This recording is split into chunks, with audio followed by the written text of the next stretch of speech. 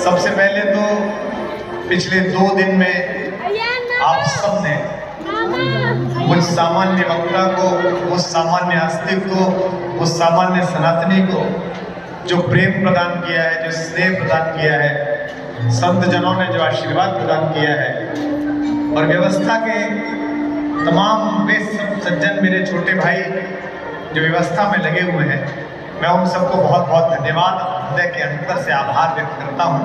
और मैं चाहता हूं कि आप तो करतल ध्वनि करते ही हैं, मेरे साथ आए हुए लोग एक बार आपके लिए करतल ध्वनिया करें कि आपने इतना उत्तम प्रतिसाद दिया।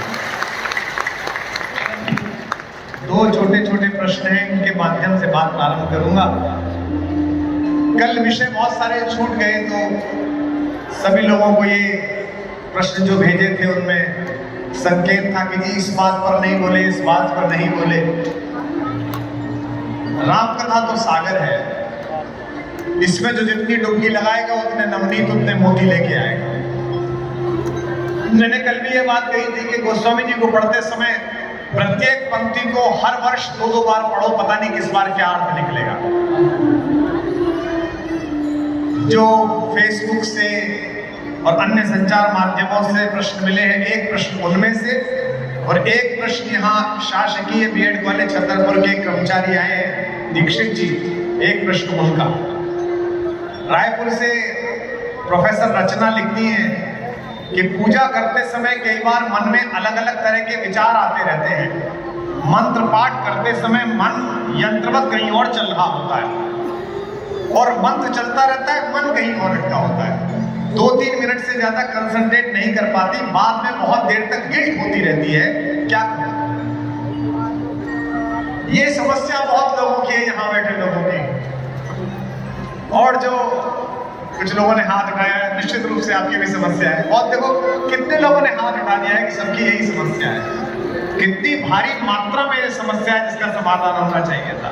तो पहले तो इस प्रश्न के भेजने वाली को बहुत बहुत शुभकामना, आशीर्वाद कि उसने अपने माध्यम से हजारों लोगों के मन में उठ रहे संदेह को एक उत्तर देने का प्रयास कराने का कोशिश की। तो बहुत बहुत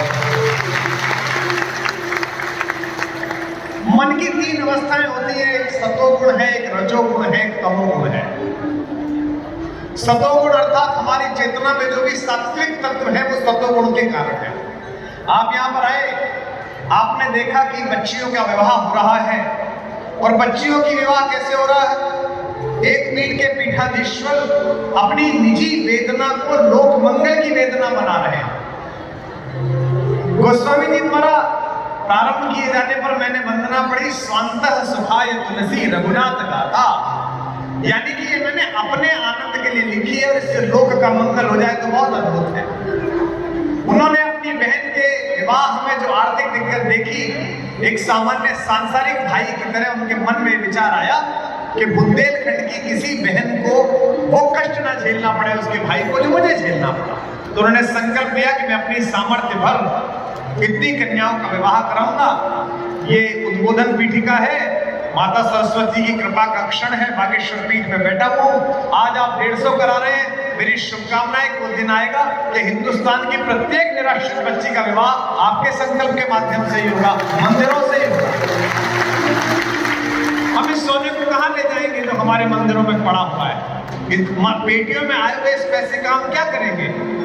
इसलिए प्रत्येक बेटी को ये लगे कि अगर उसका कन्यादान करने के लिए, मैं तो अगर कन्यादान के तो निषेध में ही हूँ, मैं स्वयं तो ऐसे मानता ही नहीं हूँ, लेकिन इस विवाह संस्थान को पूरा करने के लिए कहीं कोई नहीं है, तो गांव ज्वार के किसी मंदिर के किसी पीठाधीश्वर पर, किसी पुजारी के पास हो जाकर उसकी माँ कह दे कि भैया हम पर तो ब्याह करने लायक नहीं है, अब बालाजी जाने और आप जाने, तो बालाजी अपनी बहन की शादी ऐसे करे जो बड़े बड़े धन्ना सेठ ना कर पाते हो, बड़े बड़े रईस ना कर पाते। इस संकल्प के लिए अपनी संचित राशि में से जो आप दान देते हैं, आपका मन बनता है कि मैं भी कुछ दे जाऊं, मेरा भी कुछ लग जाए। ये सतोगुण है। सड़क